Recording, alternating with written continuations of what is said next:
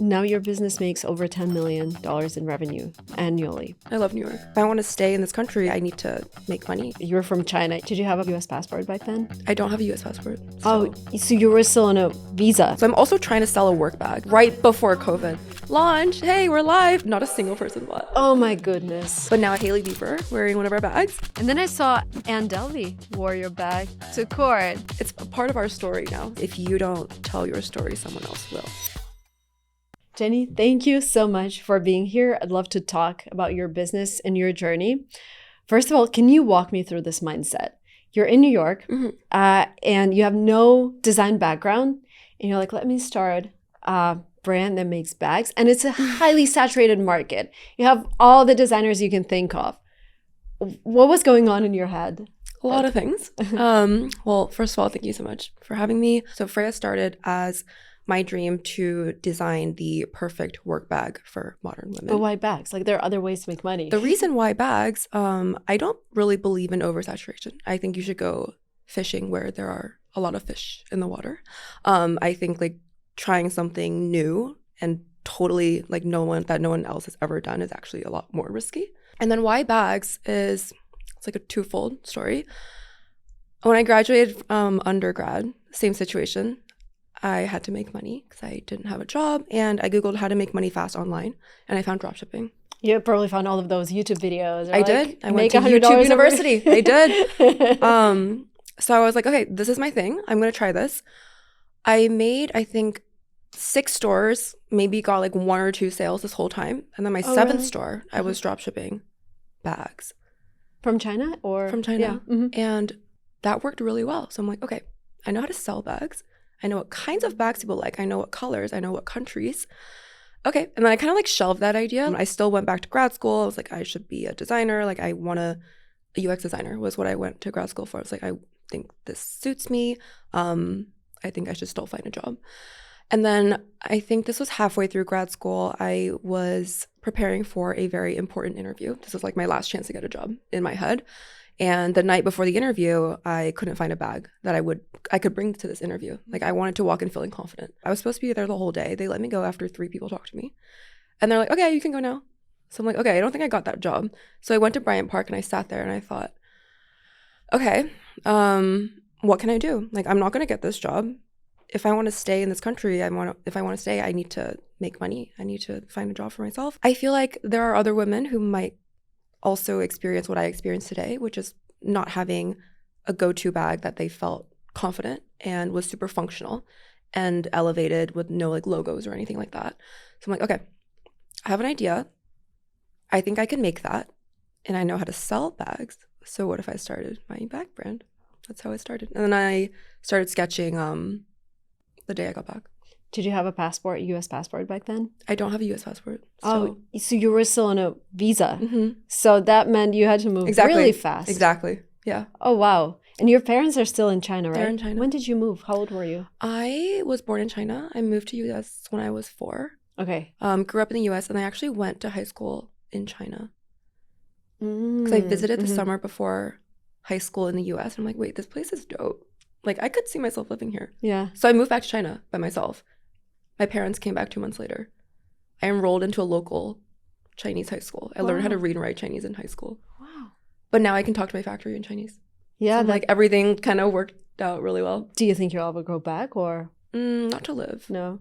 I love New York. So were you able to get a visa through your business after that? Yeah. EB1, all of that? Yeah. Yeah. Oh, wow. That's a great. What did your parents say when you told them like, hey, I didn't get a job, but I'm starting a first business? I've always been able to make money online. So they're like, you know what? Like, let's let her try it. What was your initial go-to-market strategy? I didn't really have one. I thought, okay, so I'm very much like a one step at a time kind of person. I'm not a planner. I'm trying to be. So I went to school January 2019. And then I graduated December 2019. But during that summer, like I was in China looking for factories and doing all of that. So my only goal was to make one bag that I was really, really happy with. And that took 8 months of back and forth because I didn't know what I was doing. And then my factory was like, how do you want us to work off of these sketches? Like, I don't know what you want. Yeah. And so there's a lot of communication issues there too. So a lot of my time was just focused on getting the product perfect. So I'm like, you know what? I can worry about everything after that. I think, product is king, marketing is queen. My initial launch strategy, so because I was drop shipping, so I knew how to do ads. And even to this day, like we're very, very heavy on paid advertising. Amazon, or is it just Shopify? No, just Shopify. We're only D2C, and we're in a couple retailers as well. But my go-to-market strategy was, I'm going to run an ad for people to sign up, email. After you made a product. After I made the product. Because people do A/B tests and like mock-ups, right? Normally. That's what I was told to do. I didn't do it. To grow her business quickly in the US, Jenny used email marketing because there is one very important rule in the US. No emails, no sales. This is why it's super important that you find the right platform to run your email marketing on. And OmniSend, who's sponsoring today's video, is the platform. It allows you to run email marketing, SMS, pop-ups, everything in one place. OmniSend is powerful, but at the same time, a user-friendly platform, and there are 3 reasons for that. First of all, it has affordable pricing. You can start with a free plan and then add features as your business grows. You don't have to pay for things that you do not use. The second benefit, oh my God, you're gonna love their support. Even if you're in a free plan, you get 24/7 support and a manager replies within 3 minutes, which is really important for your business. Third, it's a powerful platform without being clunky. Let me actually walk you through setting up your first campaign with OmniSend. First, choose your campaign type. Let's create an email. The subject line is key. Keep it short, 6 to 10 words, personalize it, and make it curious or urgent. Next, fill in sender's name, pre-header, campaign name. Then click Choose Email Template and pick one that fits your goal or theme. Customize your design, click Save, choose your recipients, and you're done. Pros trust it, beginners nail it. And I have a special promo for you. Use code SVG30 to get 30% off your first 3 months using OmniSend. The link is down in the description below. The first model that you designed, the bag, was it successful in terms of like paid ads? Did people actually convert or? Eventually, yes. Yeah. But I ordered 300 bags. I had them sent to my apartment. No, I think they were like on the way. I started collecting emails. I think I collected 2,500 emails on Facebook. And then once the bags got there, I was like, send, launch, hey, we're live. Not a single person bought. Oh, wow. And then for how long? So the bags got to me February of 2020. So I'm also trying to sell a work bag before COVID. Oh my goodness. Right. So I'm like, okay, the worst. let me think about how to market this in a way where people feel like they need a work bag right now. So there was a lot of back and forth on that. I think it took a year to sell out 300 pieces. Wow. Yeah. And you didn't give up. I can't. I have to sell these bags in my apartment. But like maybe find a job, or it was impossible, right, to find a job during COVID. I'm thinking if I was still looking for jobs. I don't think I was. I had savings. Determined. I had some runway from dropshipping. But there was 1 month, I think this was August 2020. I remember this so clearly. I was sitting on the couch with my laptop, Shopify screen open. 3 sales the whole month. $834 the whole month. I'm like, you know what? It's the worst it's going to get, right? It's only up from here. And I remember how I kept going during that time. It's like, Jenny, you're going to look back 5 years from now and you're going to be so happy that you kept going. It's like your future self talking to you. Yeah. Wow. Yeah. And so what were the next steps? When did this magic happen? I don't think magic really happened. I think, so there's a lot of trial and error for the first year, mostly with paid ads. I think I found a formula that works well for us, and it still works well for us today. Like most of our ads are variations of the same. It's like me packing the bag because that really gets the people going. Right. Bag in action. In action, exactly. In videos. Images don't work well for us. Like pretty campaign images don't work well. Like, people want to see it. And like given that we are known for being a very functional bag brand, I think that makes a lot of sense. Got better at the ads. It was just like a lot of improvement, like tiny little improvement here and there. In the beginning, first year, we probably did like 1 to 1.5x ROAS, which is like pretty much breaking even. Like you give Facebook $1 and you get $1 back. Year 2, I believe I started interviewing ads agencies. And like, I think I've kind of hit a wall with what I can do. But I think like I got the brand voice down where I could, teach an agency that. First one was honestly terrible. they told me that I should focus on writing content. I'm like, I'm trying to sell bags now. Content marketing works, but that takes a lot of time. They were like, you should write blog posts. I'm like, okay, I will do that. But however, I need to sell this product. Second one was okay. Third one started working really well. So like they helped us pick up. It was so expensive though. I think it was like $3,000 a month. And given like I'm not really making money at this point. So I'm like, okay, leap of faith, like let's hope it works out. And then I got assigned a new ads person, and he got it. Like What was so special about his approach? I don't know. He took the same creatives, or same creatives. It's just the way he targeted people. I think so. There was something different about it. Yeah. Interesting. And I think we had, maybe the ad account was had enough data at that point where Facebook could use to find new people. But I don't know. Patrick, like he just got it. And then we started hitting like 2, 2.5, consistently 3, sometimes 4. For the same creatives that you used for the whole year. Same creative. Surprising. Because my strategy with paid ads would be like, oh, this creative is not working. Let's just try 100 more and see what's working. On the creative side. Yeah. I'm lazy. So I'm like, this is the creative. I know it works. Do you know how many iterations you went through till you found that piece that worked? Not that many, honestly. I think probably like on the 10th batch. Like I started doing videos. And I started talking about the functionality, and that worked really well. Interesting. Yeah, but yeah, anyone listening to this, thinking about doing paid ads, creative is a lot more important than targeting. But it's interesting to hear that for you, then the second step was figuring out the right person who did the right targeting. Because at that point, I don't know, because I think I've found, so that creative was getting me sales. And I'm like, okay, I know this kind of creative works, but there's something that I don't know on the back end. And I think there's someone that can come in and do that. And also, ads was taking up so much of my time. I wasn't doing anything else. It was like 8 to 10 hours on Facebook. Oh my goodness. I was a marketing company. I was not a bag brand. Yeah. In the beginning. Yeah. And so that started working. What were your next steps? Let's design more bags. Yeah. I think we put out maybe 1 or 2 new products every year up until this last year. And that's just because, one, design is not my favorite part of it. It's really difficult. It's a lot easier now, because like I have a base to work off. Yeah. And I know, like I found the brand identity. I know what kind of products I like. I had to develop my own sense of design, like alongside Freja. So design was really, really hard. I also trained my customers to not expect a lot of new products, because I'm like, guys, I just want to make the perfect work bag for women. I think this is it. We'll make it in neutral colors. It's like seasonless. And then people started asking for that bag, but with the zipper. So I'm like, okay, guys, I'm going to design this bag, but with a zipper. So that's it was a lot of like community feedback. Because I'm like, guys, you tell me what you want. I don't know what I'm doing here. Have you ever thought of hiring a designer? I have a creative director now that I hired, and maybe like last summer. It's funny, I actually hired her to do some content for us when I first started. This was 4 years ago. And I was thinking this past summer, like, who is the perfect person?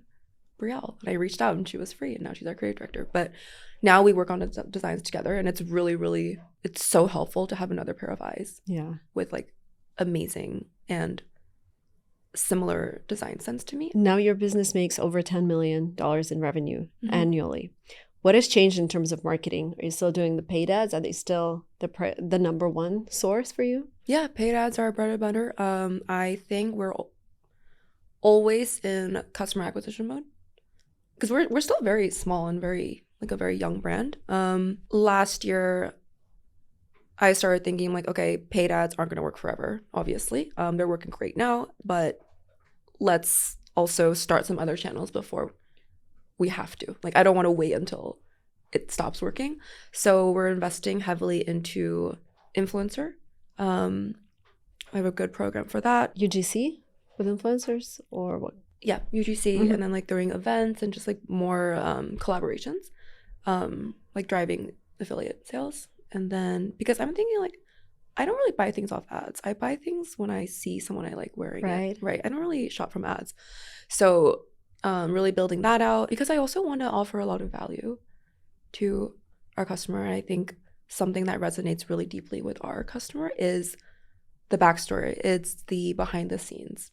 It's like the little design choices, why we're doing this, why we're doing that. It's my life, honestly. Like they want to hear what I'm up to every day. Like our newsletters, we send 2 a week. Tuesdays a bit more product focused, and then Friday I'll send, they're called Jenny's journals. I'll just send like, this is what I'm working on, or this is what I've been thinking about. I was feeling a lot of imposter syndrome this week, and this is how I walked through it. And like people really resonate with that. But you still avoid bright colors and like trends, everything. Does it bother you? Like, oh, I'm not following the market. Where's the burgundy? No, I think a lot of my design decisions also are, I am lazy. I don't want to think about seasonality. I don't really want to think about colors. I want everything to be sellable all year round. And also, I'm not a designer. I don't even know what rules I should be following. Like, I look back at the first bag I designed. I'm like, there's no way I would design it like that today. But it still sells, right? It still sells. I'm like, I want to redesign it, but people like it. And it's kind of, it's a part of our story now. So I'm like, maybe I just leave that alone. And it's really fun to see the progression, I think. In one of the interviews, you said you don't like to follow like traditional marketing things. I wonder what your opinion is on live shopping, because I feel like it's taking over everything. And you're from China, you know how crazy it is out there. And it's coming here. Like I see creators in China in front of 400 cameras, just live streaming, selling and selling and selling. They're crazy. Right. And it's a workout. And you just see like American social media turning into that, because everyone is now selling and the social media platforms are pushing that. What do you think about that? Do you think it's a healthy trend? Does it work for a brand? I don't think it's something that I would ever try, just because I think for Freya and for me, like my goal is not to be salesy. My goal is not to like push product on you. My goal is to be a brand for the people who are looking for something, you know, made with care, made with love, something that they can wear for a really long time, something timeless and neutral, classic. And I think live shopping kind of goes against that. And it's like, I want this to be a purchase that you think about. Like, I want it to be an investment piece. I don't want you to just buy it because, you know, you saw me. Yeah. You saw someone live shopping. And I really want it to be intentional. I think that's like one of our brand pillars. You said our customers don't want to be sold to. I really like that phrase. How does that reflect in what you do in marketing? Maybe like you don't do like shop now stickers or whatever. Can you share some of that? So in marketing, first of all, we don't really do sales. We maybe do 1 or 2 a year, just to let's say like, hey, thanks for being part of our community. I used to never do sales. Never. We didn't do a single sale for the first 2 years. I'm like, I don't believe in it. I think our prices are set the way they are to be fair all year round. Especially because you explain the pricing on your website, right? If you're discounting, that means you're like just cutting the margins. But then someone framed it in a way and I really liked it. He was like, this is actually a way to reward your customers maybe at the end of the year, like do a little sale so they can like gift their friends and gift themselves. And I'm like, you know what? That's a really good way to put it. I like that a lot. So we do that. Like for our emails, that's why it's never like salesy. It's always like, I think of it as a pull, not a push. Like I want to pull you into our ecosystem in the Freya world. I'm like, what would I want to see as a consumer? I want a brand that delivers value to me, like through our content, through our newsletters. Like I want to learn something. I want to be entertained. I don't want to be sold to. Same with I would say like our ad creatives. They're very, I would say elegant. They're very simple. It's not like buy now, buy this, slashing prices or anything like that. It's just us packing the bag and just showing you like, hey, this is something that you might consider in your life, and like showing them how it could fit into their life. And then I definitely want to do a lot more community events. That's something that we're building out right now. And I want to be more than a brand. Like we started the Freya Fund last year, which essentially is I put out a poll to our community and they could fill out not a poll, but basically they could submit an application, and we selected a group of 7 women who are like working on starting their own businesses, and I essentially like mentor them every other week, and we're all in a group, and I've met all of them almost. Nice. So I want to do more things like that. I think we're at the stage now where I'm not in like survival mode anymore. It's not like how am I going to sell this mountain of bags? I'm like, okay, I know they're going to sell. How can I channel the money we're making now into something that feels really meaningful to me? I think that's like the stage that we're at right now. Do you become an investor in their companies, or is just you just give them money and that's it? I don't want to be an investor. Like I don't want to take a part of their baby. Wow. So it's just a fun charity. Wow. That's I think it's like educational, I think. And I think especially in the beginning, what everyone needs more than anything is someone telling them, hey, you're not crazy. I believe in you. I believe in your idea. And I think to be surrounded by other women who are also starting their own businesses, like that's not something that you get. It's not easy to find, especially in the beginning. Yeah. And everyone's like, problems feel so big in the beginning. And I think it's very reassuring when someone's like, don't worry about it. And you always feel it's just you. It'll be fine. Nobody else in the world. Exactly. Like also like everyone is experiencing the same thing. Like on our first call, I think everyone was worried about their packaging. They were like, oh, it's not just me. Like everyone is going through this. And it's very reassuring. Yeah. I wanted to show you something, a picture. Can you tell me what you felt when this happened? So the picture is Hailey Bieber wearing one of our bags. This was April of last year. I had just hired PR, I think February of that year. And she had started like doing some seeding. And I remember I was in Hong Kong. I think I was back to visit family, visit the factory. So I was taking a walk at 6 a.m. So I was very, very jet lagged. I was looking for like an open bakery or something. And suddenly everyone is FaceTiming me. Okay, what's going on? And then they're like, Hailey Bieber's wearing your bag. Like, oh my God. So that was our first collab. Wow. Yeah. So the strategy was basically just sending them. It was just seeding. Yeah. Wow. And did you see a spike in sales? A little bit. I think where we did see a huge spike in sales is we started running ads that were with like just saying, with that like, image. Hailey. I don't know if we used that image. Or we just say like, I don't think we can. Yeah, I don't think we can. I think we did like the Hailey Bieber bag or whatever. And then people started Googling it. And then they would find the articles. Can you do that? Like, can you use somebody's name in an ad? I don't know. We don't do it anymore. But no, that's smart. Ask for forgiveness, not permission. And then I saw Delvey wore your bag. I know she did. To court. Yeah.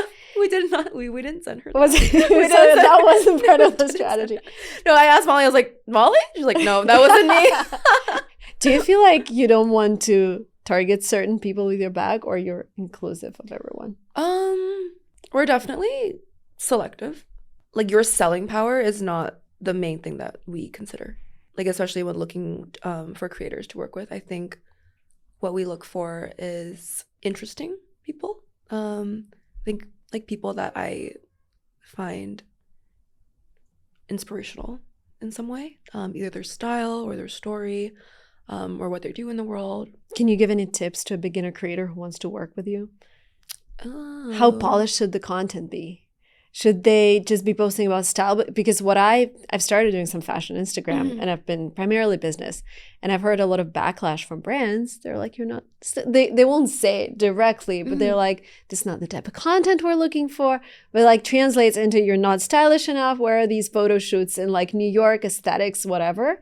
And so this is what I've been hearing back from the industry. Is that your approach as well? I think for us, so there's two types of creators that we mainly work with. One is for content.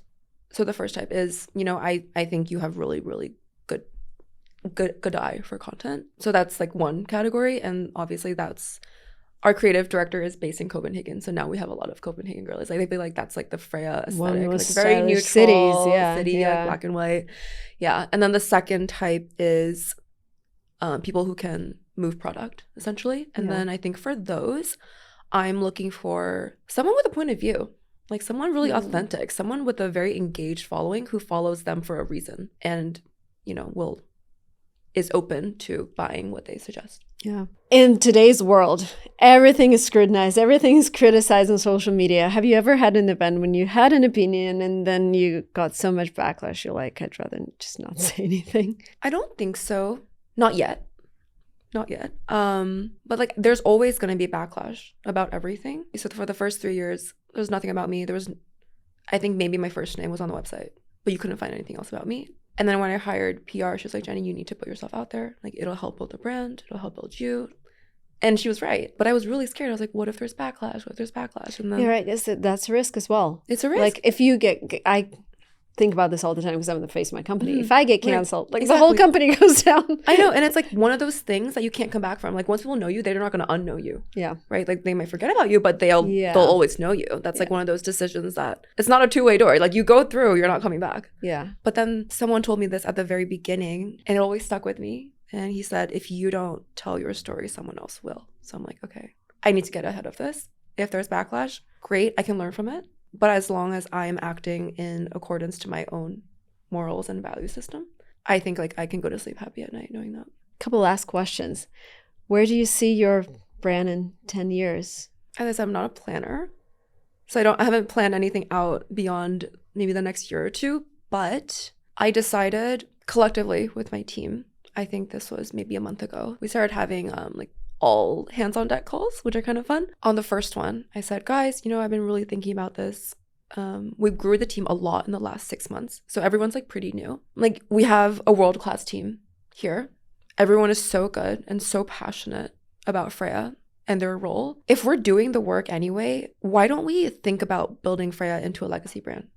Like I think it was just a little mindset shift. Like business is formulaic, right? You're the product, you're the marketing, you're the operations, logistics. I think what is not formulaic is how you think about it and the mindset behind everything. And I think that is actually what's driving the most change. Like as I've noticed, like last year I decided I'm going to take myself seriously and I'm going to take Freja seriously. Huge change. This year, I'm like, okay, I'm taking it seriously. But where do I want to go? Let's channel this energy into building a legacy brand. We're doing this anyway. It's not more work, it's just different work. And then just thinking a lot more long term. And then I think it makes it actually a lot easier for everyone else to focus in on what their role is in the company and where they're going to grow and where we're taking it. And it's a lot easier to filter decisions through like, would a legacy brand do this? Yeah, what's different now? I'm not in a hurry to get anywhere fast. I think I want to invest a lot more into building the brand instead of just like selling product in a way. And that's why I want to do like more community events. I want to be known for being a brand that treats its community and customers and vendors and everyone really, really well, along with having, a nice selection of functional bags. I want to expand into men's. I want to take it global. And I want to have a lot of fun doing it. Love it. What's the brand that you're looking up to? There is one brand. It's called Métier London. They're not super well known. I think they're getting a lot more press now, which they very, very much deserve. But I think they've been around maybe like 6 or 7 years. But the designer, Melissa, used to work at, I think she used to design cars. So she comes from like a car more technical background. And I think she started with men's bags. They're very expensive, but I saw one in store once and it's very rare that I'm like, oh, that's really high quality. And like everything she does is so thoughtful. And that was one of my inspirations for starting Freja too. It's like, I want my bags to feel really, really thoughtful. And I think she does that really, really well. Like every little detail, like how the magnet sounds when it closes, like things like that. Yeah. And I think that's like the level of thought and detail that I aspire to. How do you then balance the price tag and the quality? Yeah. At the same time, it's like I do want Freja to be and remain accessible. That's really, really important to me. I don't want to change our pricing too much. I think what I might do is launch like limited edition runs, maybe like a couple 100 pieces, higher priced. Like you can go for that if you want. However, we'll always have our main collection. And I think that will build the brand too. It's like we are known for, having our basics, but we will also offer elevated pieces here and there. Can you give advice for women who are watching right now? They have a brilliant idea, but the market is saturated. They don't know how to start. They don't really believe in themselves. What is the mindset change they have to go through in order to make it happen? You just have to do it. You'll never be ready. And I also think don't think too far in advance because you'll get really, really overwhelmed. Just think about the next step. My favorite podcast, Alex Hormozi, My Bible. There's something he said and I'm like, that is exactly what I'm trying to say. So he said, imagine you are in a dark tunnel. You have a headlamp on your head. You can see what's in front of you. Nothing further than that. Starting a business, similar. You can see what you have to do next. I'm like, okay, I don't know how to sell bags, but before I sell bags, I need to know how to make a bag. And before I know how to make a bag, I need to like find a sample maker. So I was like, one step at a time. And then he says, you only know what's in front of you. And then you're not going to see what's next until you take that first step. But once you take that first step, the next step illuminates. And I think what people don't realize is you at step 2 is not you at step 1. You at step 2 is much better equipped to deal with everything that you need to do at that point. But you need to take that first step first. Like, think about your job today. You could probably do it in your sleep. But day 1, like, you went in there like, oh my gosh, I don't know what to do. Like, the problems I'm dealing with today, I'm looking back and I'm like, if I knew what I knew today, I don't know if I would have started Freja. I hear that from every entrepreneur. Really? Yeah. Yeah. Like, you don't know what you're signing up for. You don't need to know. Like, you're not going to handle it. Mm-hmm. You're not going to be able to handle it, but future you will. And I think another thing is figuring out what to measure, like, especially when you're not necessarily making progress in the beginning. And I think for me, like, when we weren't selling bags, I was like, okay, I know if I can get my ads engine to work, like that, what is that one thing? Your input output equation. Like, what is that one thing? I'm like, I might not be able to sell bags, but if every day I promise myself my input is I will sit in front of Facebook and try different things for 8 hours a day, there is no way that I'm not going to learn. And I think going off of that is really figuring out like what's actually going to drive you forward. For me, like, I need to sell bags because there's so many things that you could worry about. Yeah. But I'm like, right now, I just need to figure out a way to sell. And I'm choosing ads. You can pick anything. It could be content. It could be influencer. But like, focus in on one thing. We're one way of getting customers and get really, really good at it. Love it. Love it. Thank you so much. Thank you so Very much for insightful. me. So many cool stories. Thank you, Jenny. And looking forward to seeing more of your bags in New York and Bay Area. I see them everywhere. Huge congratulations on that. Thank you so much for having me. That was so fun. Awesome. Yay. That was great. Wait, that was my favorite podcast ever. Oh, really? I love your Thank you. questions. Yeah, Thank you're you so fun to talk much. to.